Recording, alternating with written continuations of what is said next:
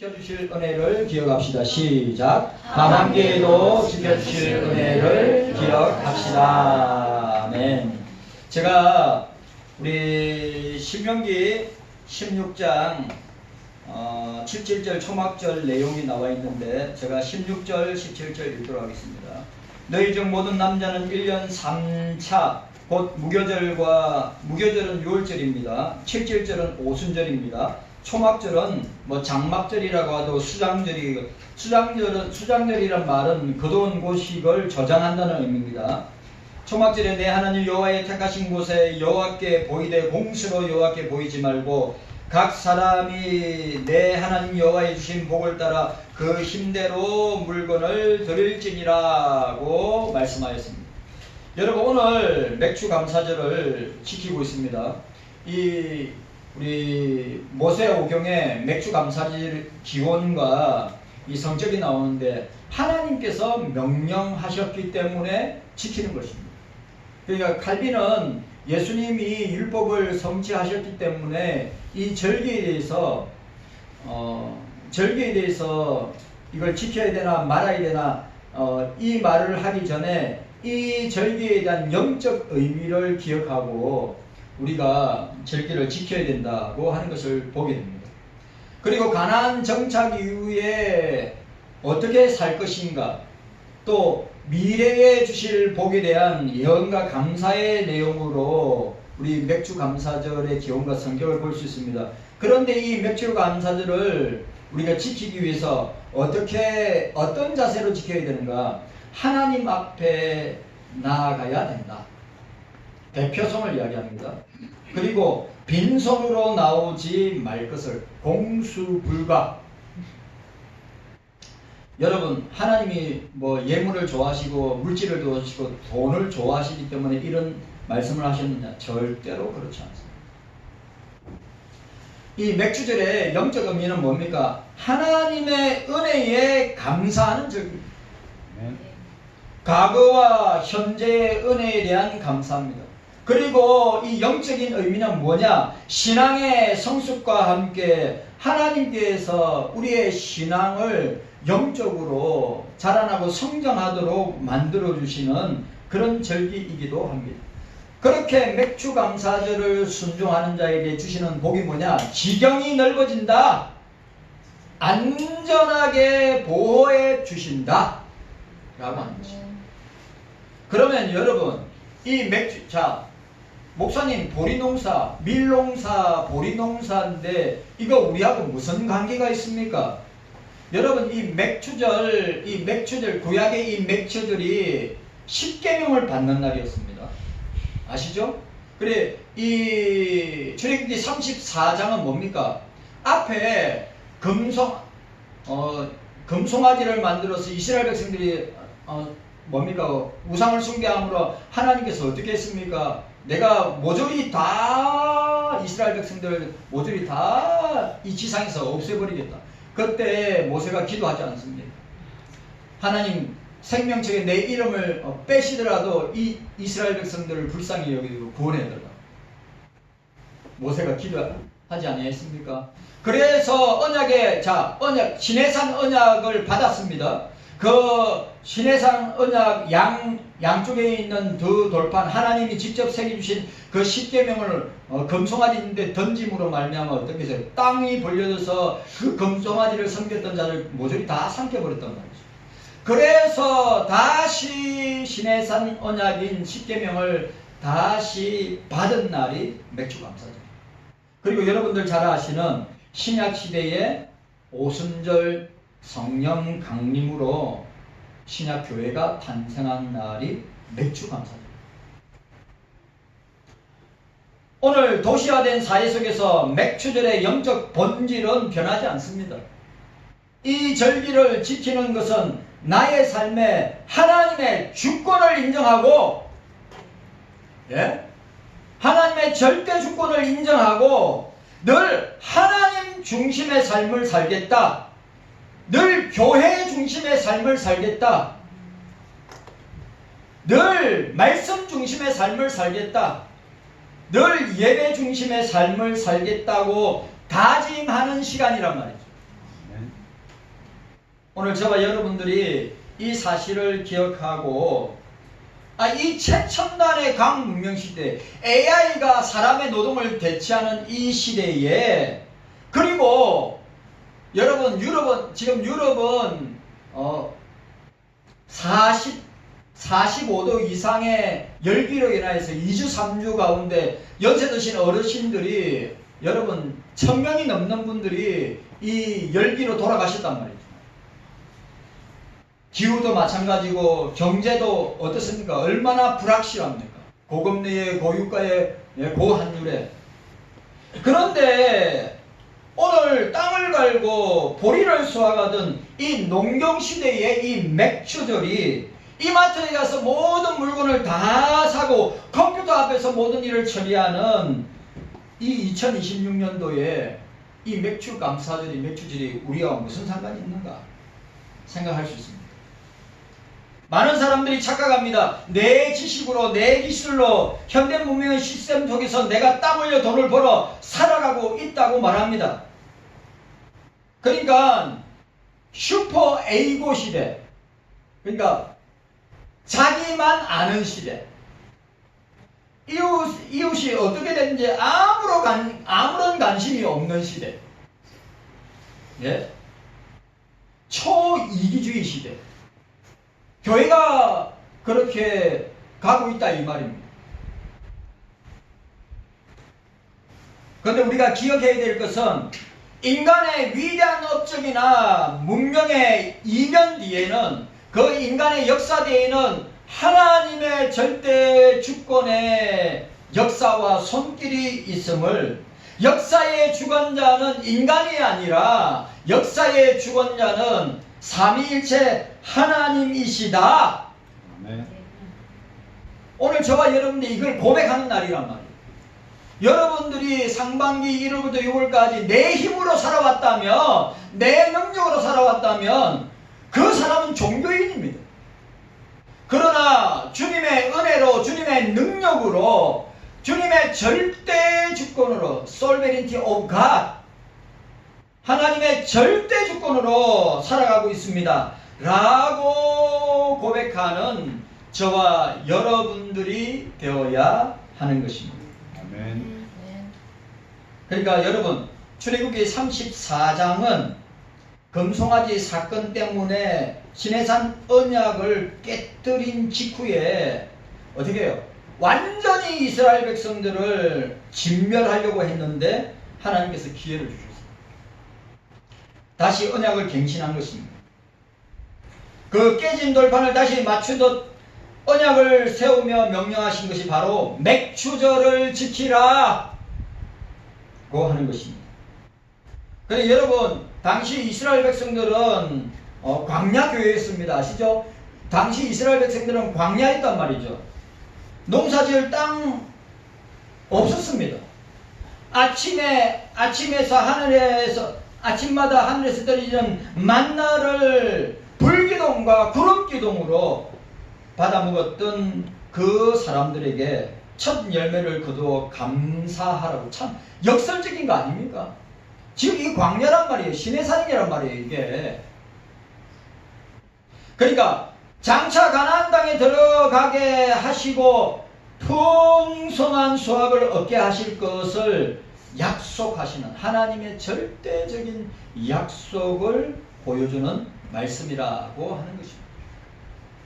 자, 근데 오늘 우리가 이 읽었던 본문 가운데 우리가 핵심 단어가 있습니다. 자, 오늘 본문을 보시길 바랍니다. 오늘 본문에 뭐라고 되어 있습니까? 오늘 출애굽기 34장, 자, 보시길 바랍니다. 맥주의 초실절이라고 했습니다. 자, 우리가 기억할 단어, 맥주의 초실절이라고 했습니다. 이걸 직역하면 밀추수의 첫 열매들. 첫 열매란 말이에요. 너희들이 가나안 땅에 들어가서 밀농사를 하든 보리농사를 하든 첫 열매는 하나님 거야. 여러분, 초태생, 동물이든 사람이든 첫째는 전부 다 하나님 거라고 그랬어요. 그러니까 오늘 맥주의 초실절이라고 했습니다. 밀추수의 첫 열매들. 이스라엘에서 보리 추수가 끝날 무렵 시작되는 밀 추수의 시작을 알리는 절기인데 이 첫 열매 비크루 이 첫 열매가 단순히 시간적인 순서의 첫 번째를 넘어서 모든 수확물의 대표이자 전부라고 하는 영적인 의미를 가지고 이 첫 열매가 뭡니까? 하나님이 주신 모든 것, 전부라고 하는 것입니다. 그러니까 무슨 말입니까? 첫 열매를 드리는 것은 나머지 모든 것도 하나님의 것임을 고백하는 것. 경성교회 성도 여러분들, 우리는 상반기 1월부터 6월까지 우리가 받은 모든 것은 우리에게 주시는 물질과 우리에게 주시는 의식주와 우리에게 주신 건강과 우리에게 주신 모든 것은 하나님께서 주님께서 주신 것임을 고백하는 거란 말이죠.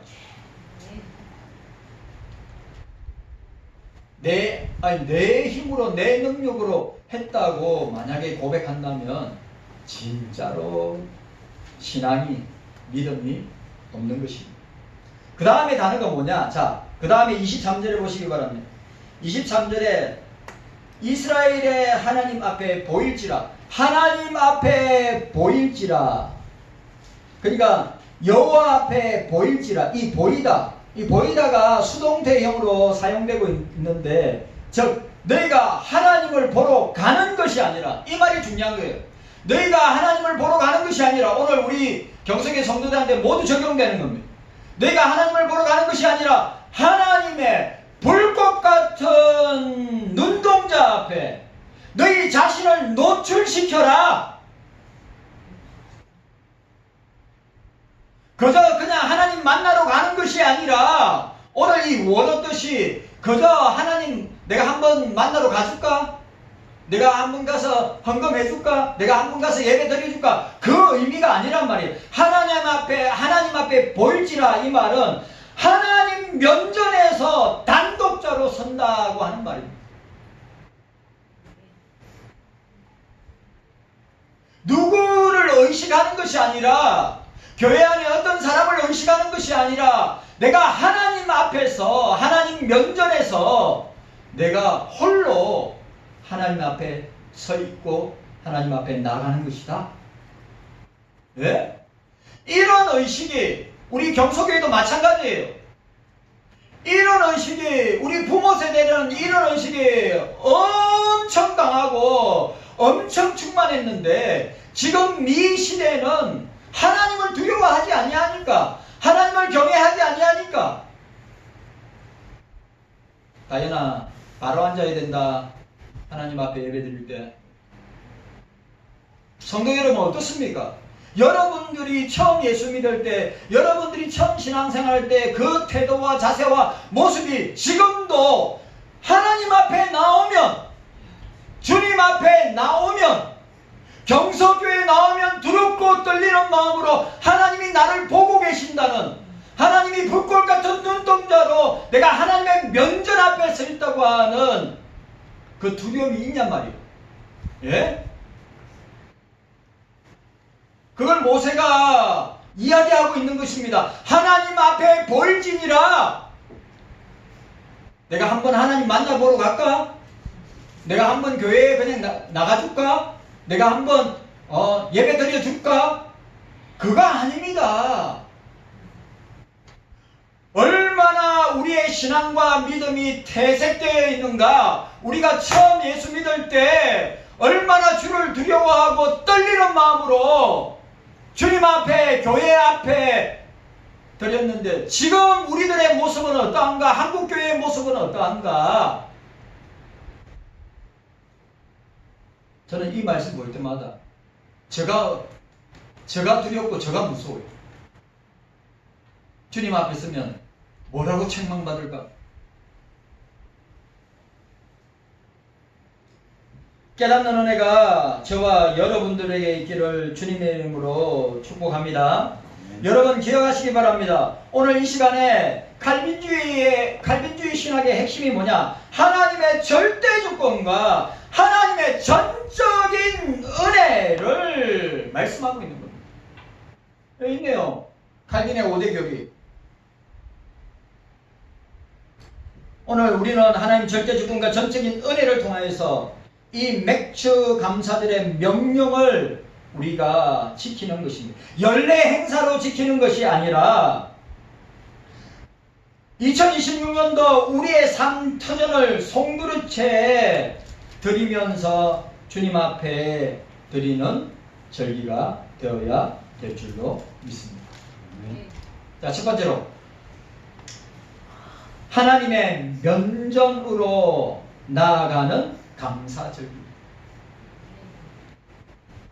하나님 앞에 나아가는 감사절기입니다. 자, 23절 함께 읽도록 하겠습니다. 23절. 23절입니다. 23절. 우리 함께 읽습니다. 23절. 함께 읽습니다. 시작. 너희 모든 남자는 매년 3번씩 주 여호와 이스라엘 하나님 앞에 보일지라. 여러분, 여기 아주 중요한 말입니다. 이스라엘의 모든 성인 남자 20세 이상입니다. 1년에 3번 반드시 하나님의 교회에 성소에 나와서 자신을 보이라고 합니다. 그런데 왜 남자만이냐? 여자와 아이들은 배제한 것이냐? 절대 그렇지 않습니다. 그 시대에는 영적인 대표, 영적인 가장의 책임과 의무를 다하라는 뜻으로 남자들이 매년 3번씩 나와야 된다고 말씀하고 있는 것입니다. 오늘 칼빈은 오늘 이 출애굽기 34장의 이 본문을 갖다가 이렇게 주석했습니다. 하나님께서 모든 남자를 한자리에 모으신 것은 그들이 광야와 가나안이라는 척박한 환경 속에서도 결코 고립된 개인이 아니라 하나의 거룩한 언약 교회임을 각인시키기 위한 것이다. 교회로 성소로 나아가는 발걸음은 자신들이 오직 하나님의 통치 아래 있는 백성임을 세상에 공포하는 행위이다. 여러분, 우리는 주님 앞에 나아가야 될 줄로 믿습니다. 나아가야 합니다. 여러분, 나아가야 되는 것입니다. 하나님 앞에 자신을 보이라. 예라에 보이라. 예라에 명령형입니다. 명령형. 동사입니다. 우리 삶의 중심축이 어디에 있는지 묻는 질문입니다. 세상 중심이냐? 물질 중심이냐? 내 중심이냐? 아니면 교회 중심이냐? 예배 중심이냐? 말씀 중심이냐? 아니면 기도 중심이냐? 아니면 하나님 중심의 삶을 살아가고 있는가? 내가 세상 중심의 삶을 살아가고 있다면 궤도를 바꾸어서 오늘 모세가 이야기하는 것처럼 하나님 앞에 자신을 보이라. 그 보이는 것이 형식적이고 가식적이고 사람들에게 보이기 위한 나옴이 아니라 단독자로 1대1로 여러분 구원은 1대1입니다. 아멘입니까? 구원은 1대1이요. 부모님이 예수 잘 믿는다고 자녀들이 예수 잘 믿는 거 감사하지요. 여러분, 부모 때문에 자녀들이 구원받는 거 아니에요. 자녀가 예수 잘 믿기 때문에 부모가 구원받는 거 아닙니다. 우리 여기 있는 모든 사람은 단독자로 1대1로 주님 앞에 서는 자들이란 말이에요. 그걸 아셔야죠. 아, 우리 부모가 예수 잘 믿기 때문에 나는 구원받아서 천국 갈 수 있어. 교회 생활을, 신앙생활을 아무것도 안 하면서 내 자식이 예수 잘 믿기 때문에 부모가 나는 내 자식들에게 내가 구원받고 천국 갈 수 있을 거야. 교회는 안 나가면서. 절대 그렇지 않습니다. 2006년을 사는 우리에게 오늘 이 말씀은 우리에게 강력한 도전을 줍니다. 오늘 수많은 미디어와 디지털 기계와 끝없는 일과 세상의 소음들이 우리의 눈과 귀를 빼앗아가고 있습니다.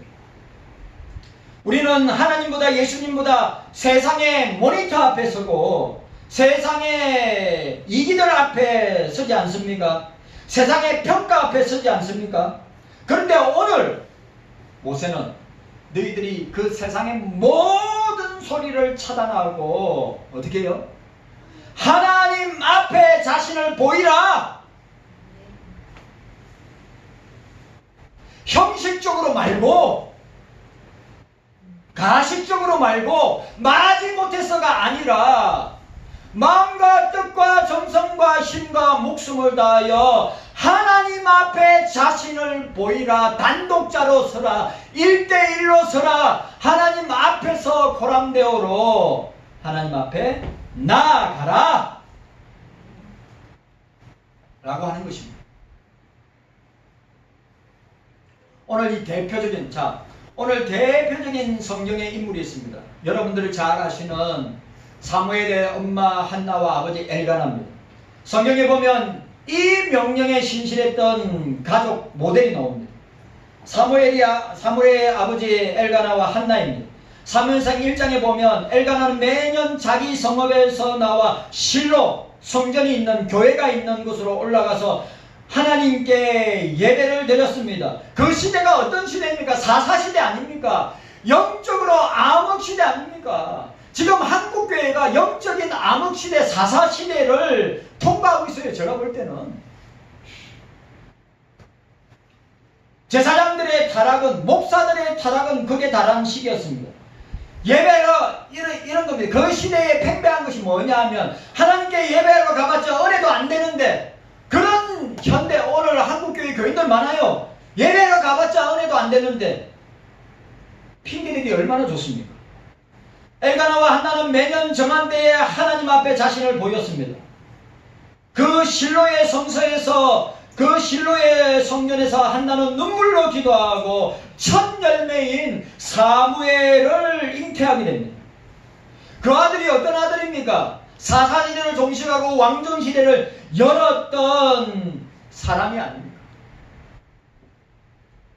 여러분, 사사시대였다니까요. 영적인 암흑기에 우리가 하나님 만나러 가자. 우리가 주님 만나러 가자.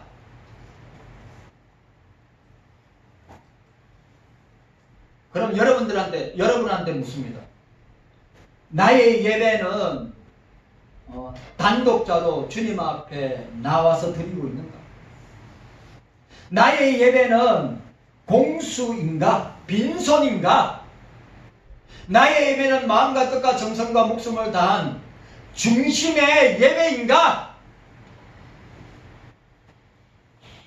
오늘 저와 여러분들이 이 첫 번째 대지에서 우리가 놓치지 말아야 할 것은, 여러분들이 교회에 나온다고 나오는 것이 아니라 살아계시고 역사하시는 삼위일체 하나님 앞에 내가 그 어미롭고 두려운 그 하나님을 만나기 위해서 홀로 단독자로 코람대오로 면전 앞에서 내가 서고 있는가?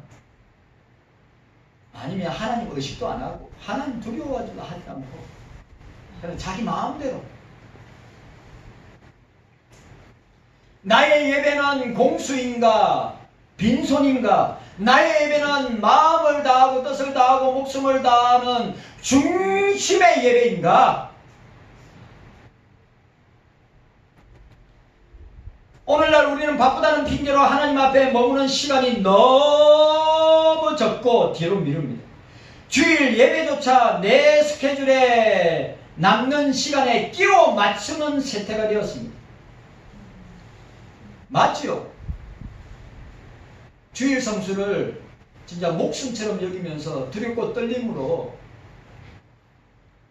예? 왜? 그 예배자의 모습을 보면 하나님을 두려워하는지 안 하는지 우리가 볼 수 있지 않습니까? 우리 부모님 세대들, 예?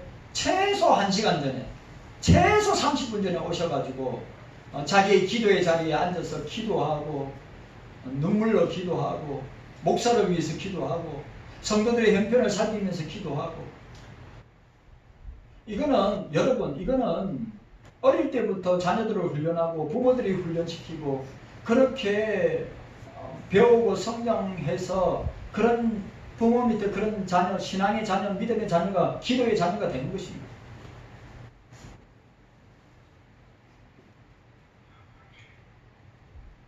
회개해야 합니다. 저와 여러분들이. 여러분 요한계시록 2장 3장에 나와 있는 7교회를 향해서 주님이 뭐라고 이야기했습니까? 너희 첫사랑을 잃어버렸다. 오늘 한국교회는 주님을 향한 첫사랑을 잃어버렸다.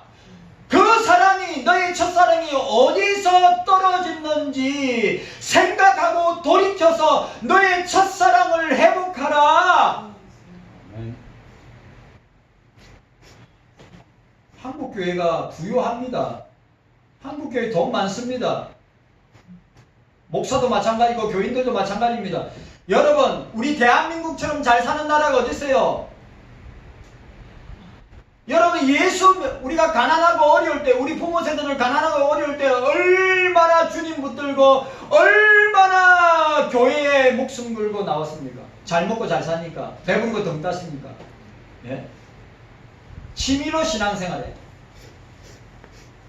그러면 부모 세대에게 신앙을 전수받고 믿음을 전수받으면 자녀들도 그렇게 살아야 되는데, 자녀들이 지금 한국교회 지금 자녀들이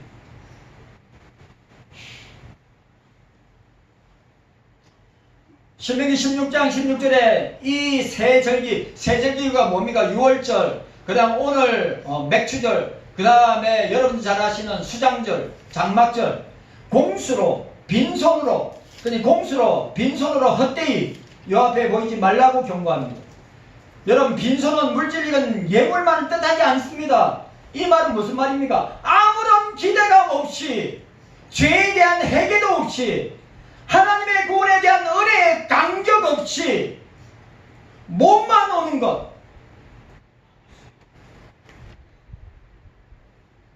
우리 경석교회 성도들 가운데 이런 분 아무도 없기를 저도 기도하고 여러분들도 기도해야 됩니다.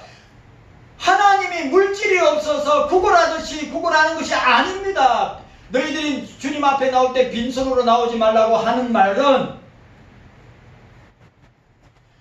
물질적인 예물을 뜻하지 않고 아무런 기대감 없이, 죄에 대한 회개도 없이, 하나님의 구원의 은혜에 대한 감격도 없이 나오는 그것을 이야기하는 겁니다. 예? 나 안타까워 죽겠어요. 목사님, 우리 교회가 컸으면 좋겠고, 우리 교회가 사람들 많이 나왔으면 좋겠고, 우리 교회가 물질이 넘쳤으면 좋겠습니다. 그건 주님이 하신 일이에요.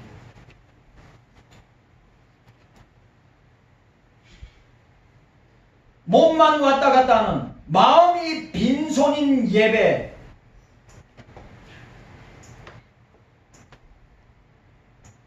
과연 구원받았을까요? 과연 천국을 이 땅이 전부인 것처럼 사는 이 시대에 과연 천국을 소망할까요?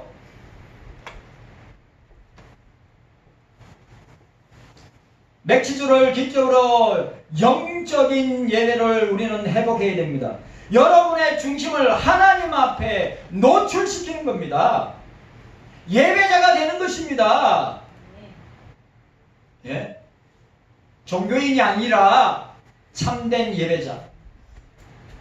자, 오늘 두 번째로 상반기 과거와 하반기 현재의 은혜를 기억하며 하나님께 자신을 드리는 감사절기입니다. 자, 22절입니다. 자, 22절 함께 읽도록 하겠습니다. 22절. 우리 함께 읽습니다. 자, 함께 읽습니다. 22절입니다. 시작. 7절 곧 맥주의 초실절을 지키고 가을의 수장절을 지키라. 아멘. 맥주절의 핵심은 첫 수확입니다. 초실이라고 있습니다. 그러니까 첫 수확에 대한 감사입니다. 우리가 왜 이거 감사합니까? 6개월 동안, 반년 동안, 1월부터 6월까지 우리에게 지켜주신 은혜, 우리에게 베풀어 주신 은혜, 다 할 수 없는 은혜. 이스라엘 백성들이 40년 동안 광야에 있을 때 농사를 짓지 못했습니다. 아침마다 하늘에서 떨어지는 만나를 먹었습니다. 만나의 특징이 뭡니까? 이게 중요한 말. 만나의 특징이 뭡니까? 내가 노력하지 않아도 주어지는 은혜란 말이에요. 저축할 수도 없고 그날그날 받아 먹어야 하는 것입니다. 마치 영적인 유아기의 젖과 같은 은혜였습니다.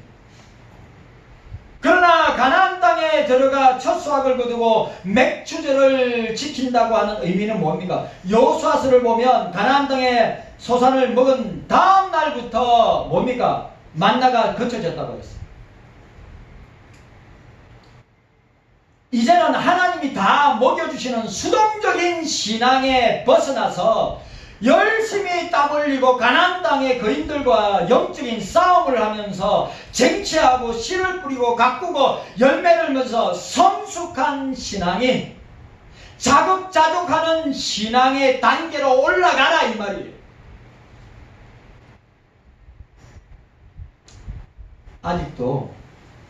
아직도 우리가 예수 믿은 지 수년 되고 예수 믿은 지 수십 년이 돼도 아직도 만나를 기다리는 그저 먹으려고 하는 가나안 땅에 들어가서는 가나안 땅을 쟁취하기 위해서 영적으로 싸워야 되고 가나안 땅에 들어가서는 씨를 뿌리고 농사를 짓고 열매를 거두어서 뭡니까? 우리의 신앙이 유아적인 신앙에서 예수 그리스도의 장성한 믿음의 분량까지 자라고 성숙하는 그리고 맨날 달라고 받고 하는 신앙이 아니라 자급자족하는 그걸 통해서 나누고 베풀고 섬기는 데까지 나가야 된다고 하는 사실입니다.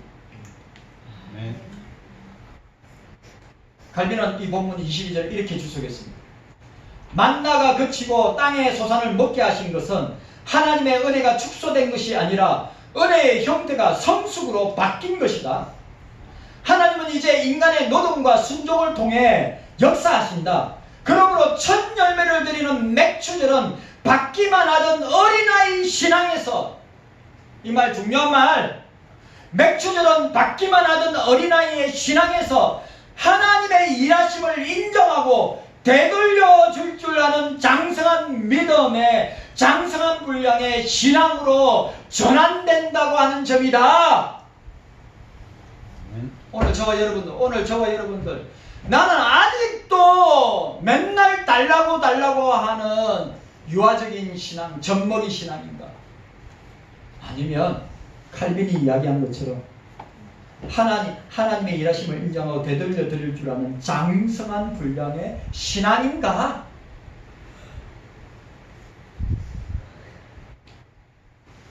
우리의 신앙은 아직도 만나만을 구하는 그런 신앙이 아닌가? 아니면 성숙한 신앙인가?